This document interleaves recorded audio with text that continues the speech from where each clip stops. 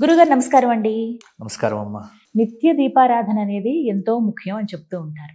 ఎందుకు చేయాలి అనేది ఒక ప్రశ్న అయితే, చేయటం వల్ల ఎటువంటి ఫలితం పొందుతాం? మగవాడు దీపం పెట్టాలా, ఆడవారు దీపం పెట్టాలా అనేది ఒక పెద్ద సందేహం చాలా మంది అసలు నేను అడిగితే మీరు ఏమన్నా అంటారేమో అని లేదు.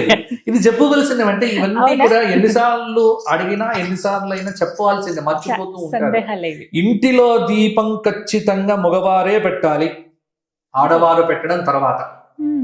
ఇంటిలో సంపాదించే యజమాని, ఎందుకంటే యజమానులు ఎలా తయారయ్యారంటే ఈ మధ్య కాలంలో మగవారు, ఆడవారు చెప్తుంటారు మా ఆయన అసలు పూజా గదిలోకే వెళ్ళడు. అంటే పూజా గది నాకు పనికిరాని గది అనుకుంటున్నారు మగవారు. కాదు కాదు, మగవారు పూజా గదిలో దీపారాధన చెయ్యాలి, ఇది శాస్త్రము. ఆడవారు తులసి కోట దగ్గర చెయ్యాలి, మగవారు పూజా గదిలో దీపం వెలిగించాలి. మగవారు పెట్టే దీపం వారిది, ఆడవారు పెట్టే దీపం వారిది. ఎవరి సెల్ ఫోన్ వాళ్ళకున్నప్పుడు, ఎవరి సిమ్ కార్డులు వాళ్ళకున్నప్పుడు, ఎవరి అకౌంట్లు వాళ్ళకున్నప్పుడు దీపాలు రెండు పెట్టుకుంటే తప్ప, వీటన్నింటి యందు సపరేట్, దీపాల దగ్గర మాత్రం ఒకటే. ఇక భగవంతుడు ఎప్పుడు కరుణిస్తాడు? వద్దు. ఈ సోమరితనం మాటలు, ఈ తప్పించుకొని తిరిగేటువంటి మాటలు, ఎస్కేపిజం, ప్రతి చోట ఎస్కేపిజం. తప్పించుకొని తిరుగువాడు ధన్యుడు సుమతి. ప్రతివాడు తప్పించుకోవాలి. అందుకే దానికి ఇంకెవరూ చెబుతారు టీవీలో, ఆయన పెట్టకుండా పర్వాలేదు, ఇగో ఇలా చెప్పేటువంటి వాళ్ళను ముందు బాణను తగలయ్యాలి ఫస్ట్. అంటే ప్రమాణం లేకుండా మాట్లాడకూడదు. ఇంటిలో యజమాని దీపం వెలిగించాలి. నిత్య దీపం అనేటువంటిది ఇంటిలో యజమాని వెలిగిస్తేనే ఆ ఇల్లు. గృహిణీ గృహముచ్యతే అనేది స్త్రీకి. కానీ ఆ గృహంగా ఉండాలి అంటే ఇంటి యజమాని ప్రతి నిత్యము పూజా గదిలో దీపం వెలిగించాలి. ఇది ఎవరైతే చూస్తున్నారో ఎపిసోడు, అందరి మగవాళ్ళకు చెబుతున్నాను, రేపటి నుంచి మీ ఆడవాళ్ళందరూ కూడా కలిసి ఆయన ఇంట్లో దీపం పెట్టిన తర్వాతనే ఆయనకు కాఫీ నీళ్ళో టీ నీళ్ళో ఇవ్వండి, లేకపోతే మానేయండి.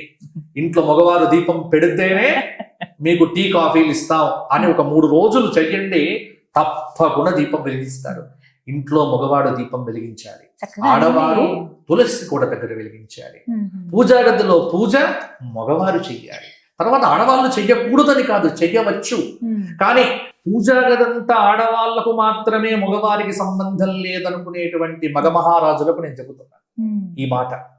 కాబట్టి మగవారు పూజ చేస్తే, మా ఇంట్లో నేనే పూజ చేస్తా, నేనే దీపం వెలిగిస్తాను. ఆవిడ దీపం వెలిగించుకుంటుంది, తులసి దగ్గర ఆవిడ దీపం వెలిగించుకుంటుంది. ఇంట్లో ప్రధానమైనటువంటి దీపం నేనే వెలిగిస్తాను. కాబట్టి తప్పకుండా ఇంట్లో పురుషుడు ఉదయం దీపం వెలిగించిన తర్వాతనే ఆఫీస్కు వెళ్ళాలి. ఎక్కడికైనా వెళ్ళొచ్చు. మాకు టైం లేదండి, వాట్సాప్కు టైం ఉంటుంది, ట్విట్టర్కు టైం ఉంటుంది, ఫేస్బుక్కు టైం ఉంటుంది, అన్నిటికీ టైం ఉంటుంది, దీపారాధనకు మాత్రం టైం ఉంటుంది. వాటన్నిటి టైం తీసుకొచ్చి ఇక్కడ పెట్టు, కొంత తీసుకొచ్చి ఇక్కడ పెట్టు, తీసుకొస్తే చాలు. మారిపోతారు, మనుషులు మారుతారు, ఇంటి పరిస్థితి మారుతుంది. ఇంట్లో దీపాలు వెలిగించడం మానేసి, పూజా గదులు మానేసి, పూజ గదుల్లో పూజలు చెయ్యకుండా, మా ఇంటి వాస్తు బాలేదు అంటే ఎవరు చెప్పాలి? చెయ్యాల్సింది చేయటం మరచిపోయి అనవసరమైనవి చేస్తున్నారు. అంటే ఇవన్నీ ఇప్పుడు మన తాత ముత్తాతల కాలంలో ఇన్ని సందేహాలు లేవు, చక్కగా జరిగేవి ఇవన్నీ. ఇంట్లో అమ్మమ్మలు చెప్పేవారు, తాతలు పూజ చేసేవారు, పొద్దున కాకముందే లేచేవారు, బ్రాహ్మీ ముహూర్తంతో నిద్ర లేచేది, రాత్రి 9 తర్వాత ఇంట్లో స్విచ్ ఆఫ్ చేసేది, లైట్లన్నీ కూడా హాయిగా పడుకునేవారు తొందరగా.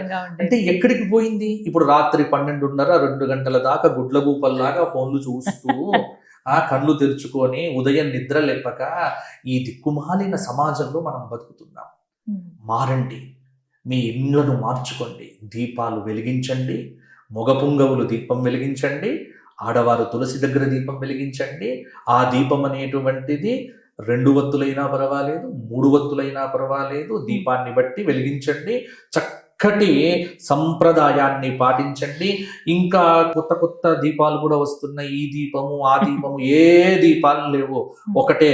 ప్రాచీన కాలం నుంచి మీ తాత ముత్తాతలు మీ ఇంట్లో ఏ దీపాలు పెట్టుకున్నారు అవే దీపాలు ఫాలో అవ్వండి. అంతేగాని మార్కెటింగ్ లో ఈ పూజా స్టోర్స్ లో అది దొరుకుతోంది, ఆ పూజా స్టోర్స్ లో ఇది దొరుకుతోంది, అమెజాన్ దీపం ఒకటి, ఇంకో దీపం ఒకటి, ఈ దీపాలు వద్దు. ఇవన్నీ దీపాలు కాదు, మట్టితో చేసిన దీపమే దీపము. అలా దీపం వెలిగించండి. మీ తాతలు పాటించిన ఆచారం మీరు పాటించండి. కొత్తదేం అక్కర్లే. ఎందుకంటే ధర్మం మారదమ్మా, నిజం, సంప్రదాయం మారదు. అదే అలా పాటిస్తూ 2G 3G అయింది, 3G 4G అయింది, 4G 5G అయింది, 5G 6G అవుతుంది. ఇది 6Gలు 4Gలు అయినట్టుగా ఇది మారదు కదా. ధర్మం ఎప్పుడు ఇలాగే ఉంటుంది. మారనిది ధర్మం, మారేది సైన్స్. మారే సైన్స్ను మారని ధర్మంతో ఎప్పుడు కంపేర్ చేయకండి. ఈ సబ్జెక్ట్ వేరు, ఆ సబ్జెక్ట్ వేరు. కాబట్టి దీనితో దాన్ని ముడిపెట్టకండి, దానితో దీన్ని ముడిపెట్టకండి. ఇది మార్పు వస్తూ ఉంటుంది, పోతూ ఉంటుంది, మారుతూ ఉంటుంది. కానీ 1,500 సంవత్సరాల క్రితం రాముడు ఏ ధర్మాన్ని ఆచరించాడో ఈ రోజు కూడా అదే ధర్మం మనం ఆచరిస్తున్నాము.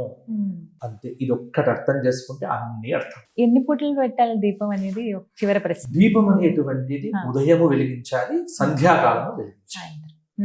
ఉభయ సంధ్య, ప్రాతకాల సంధ్య, సాయంకాల సంధ్య. పొద్దున పెట్టిన దీపము సాయంత్రం వరకు ఉండగలగాలి, ఉంచాలి. ఇప్పుడు మనకి ఇళ్లలో ఏంటంటే దీపం పెట్టిపోతే ఏమవుతుందో అంటే, ఒకప్పుడు ఇళ్లలో ఆడవాళ్ళు ఉండేది.